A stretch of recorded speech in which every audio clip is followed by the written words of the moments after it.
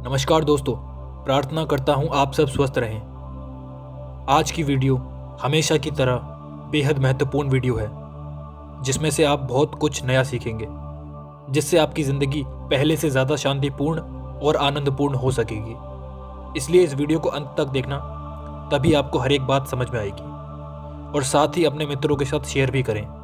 बहुत बहुत धन्यवाद आप सभी का।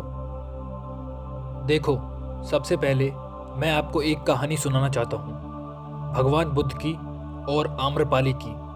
ये एक सच्ची घटना है, और इस कहानी के बाद मैं आपको इसी कहानी में से काम वासना से मुक्ति का सूत्र बताऊंगा। देखो, कहानी कुछ इस प्रकार से है कि भगवान बुद्ध के समय काल में एक आम्रपाली नाम की नगर बधू भी थी। आम्रपाली उसके माता पिता को आम के पेड़ के नीचे मिली थी, तो इसलिए उसका नाम आम्रपाली रख दिया गया। जैसे जैसे वो बड़ी हुई, उसकी सुंदरता के चर्चे नगर में होने लगे। उसका आकर्षक चेहरा और सुंदर काया सभी लोगों को मोहित कर देती थी, लेकिन उसकी ये खूबसूरती और आकर्षण उसी के लिए श्राप बन गया। सभी लोग उसको अपनी दुल्हन बनाना चाहते थे, लेकिन वहां के राजा आम्रपाली को किसी एक को न सौंपकर उसको नगर वधू घोषित कर दिया, ताकि लोग आपस में न लड़ें। आम्रपाली सभी लोगों का मनोरंजन करती, लेकिन एक बार स्वयं भगवान बुद्ध आम्रपाली के वैशाली नगर में पहुंचे, और इस बात की खबर आम्रपाली को भी लग गई। उसने तथागत बुद्ध के बारे में बहुत सुना था, लेकिन कभी देखा नहीं। आम्रपाली तत्काल भगवान बुद्ध से मिलने पहुंची। जब वो वहां पहुंची तो सभी शिष्य जो भगवान बुद्ध के साथ आए थे वो विचलित हो उठे। विचलित इस वजह से कि जब कोई सुंदर स्त्री और आकर्षक स्त्री आम्रपाली जैसी को देखेगा तो उसके भीतर काम वासना जगेगी, यह स्वाभाविक है। तो भगवान बुद्ध ने कहा अपने सभी शिष्यों से कि वे अपने आंखें बंद कर लें, और ऐसा इसलिए क्योंकि शिष्यों का होश कम था और वो अभी काम वासना से मुक्त नहीं हुए थे। भगवान बुद्ध ने आम्रपाली से वार्ता प्रारंभ की। आम्रपाली ने कहा, आप मेरे घर भोजन ग्रहण करने का प्रस्ताव स्वीकार करें।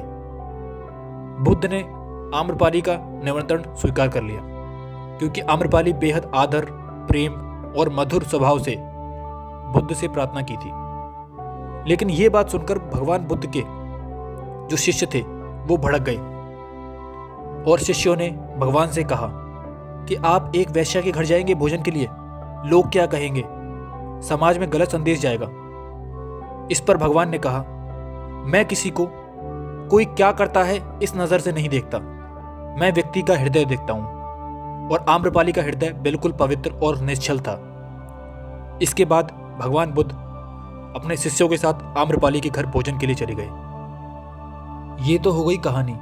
अब आते हैं सबसे महत्वपूर्ण बात पर कि इस कहानी में काम वासना से मुक्ति का सूत्र कहाँ छुपा है। ध्यान से समझना। यहां से जब आम्रपाली भगवान बुद्ध के पास आई तो बुद्ध वहां से भागे नहीं, या ये नहीं कहा कि मैं वैश्याओं से नहीं मिलता।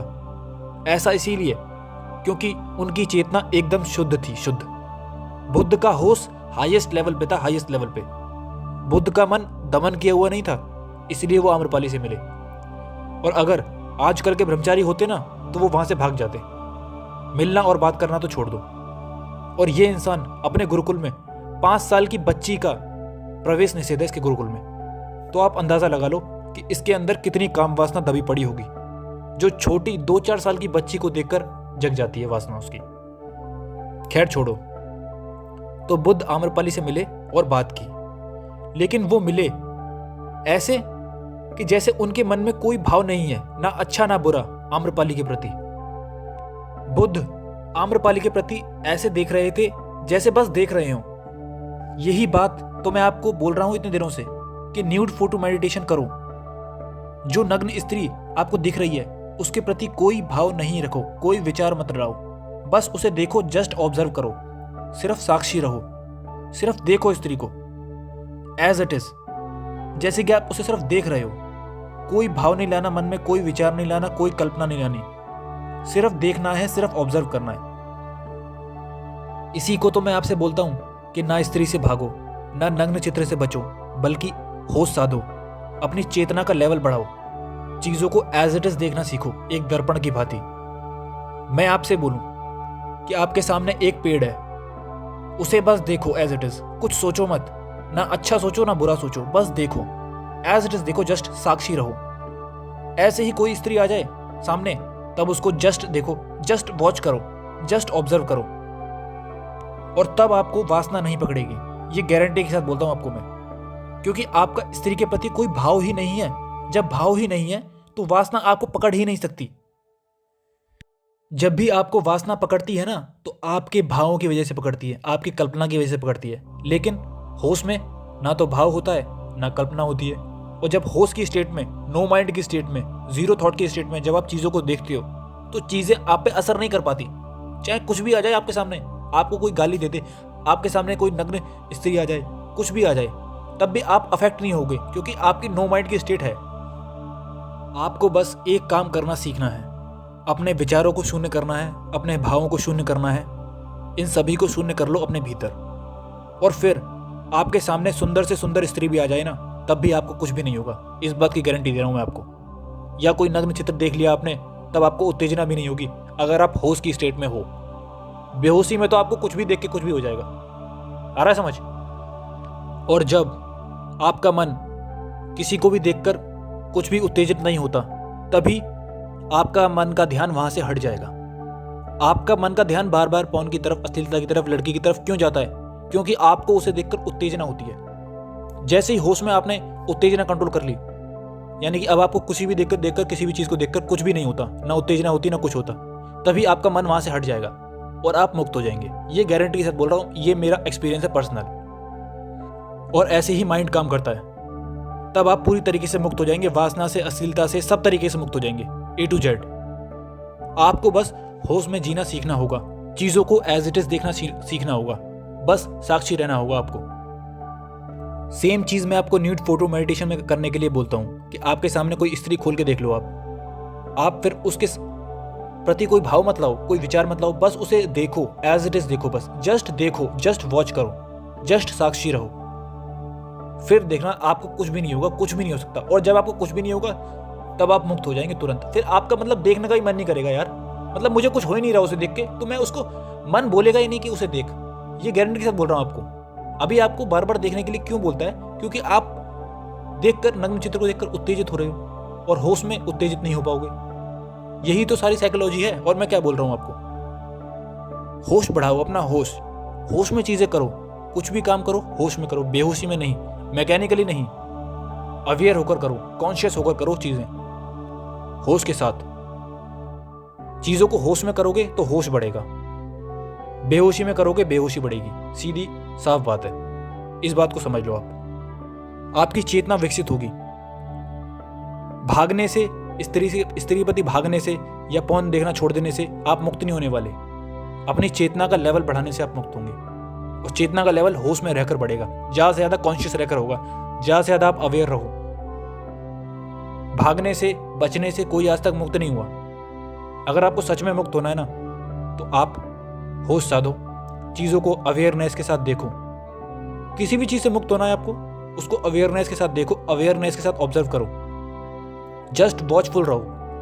कुछ सोचना नहीं है, कुछ भाव नहीं लाना मन में कि अच्छा है या बुरा है, मैं क्या कर रहा हूँ, ये वो वगैरह वगैरह। बस उसे देखना है, ऑब्जर्व करना है, जस्ट ऑब्जर्व करना है, होश बढ़ाना है अपना, कि मैं ज़्यादा से ज़्यादा होश में कितना रह पा रहा हूँ मैं। और देखना, जैसे जैसे आपका होश बढ़ता जाएगा, आपकी चेतना का लेवल बढ़ता जाएगा, आपकी चेतना बढ़ती जाएगी, तब आप देखना कि आपके अंदर से एक फील आ रहा है, यार मेरे को चीज़ें असर नहीं कर पा रही।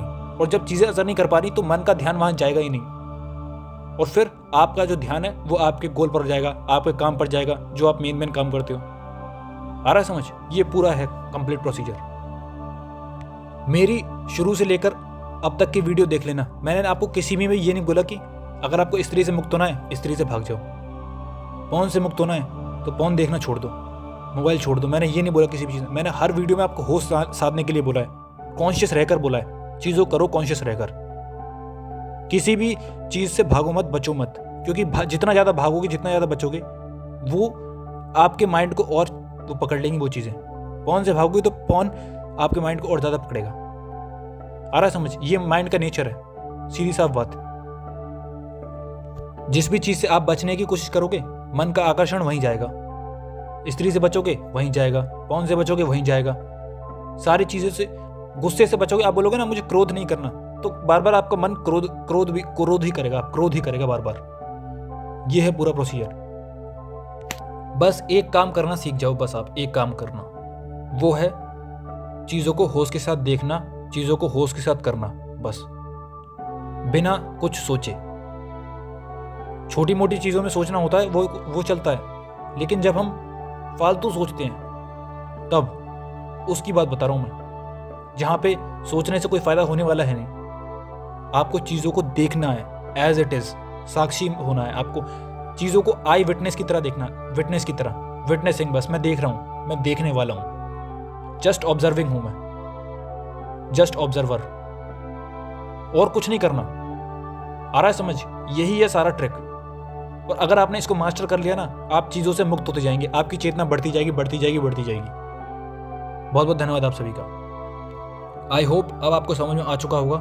बहुत बहुत धन्यवाद आप सभी का।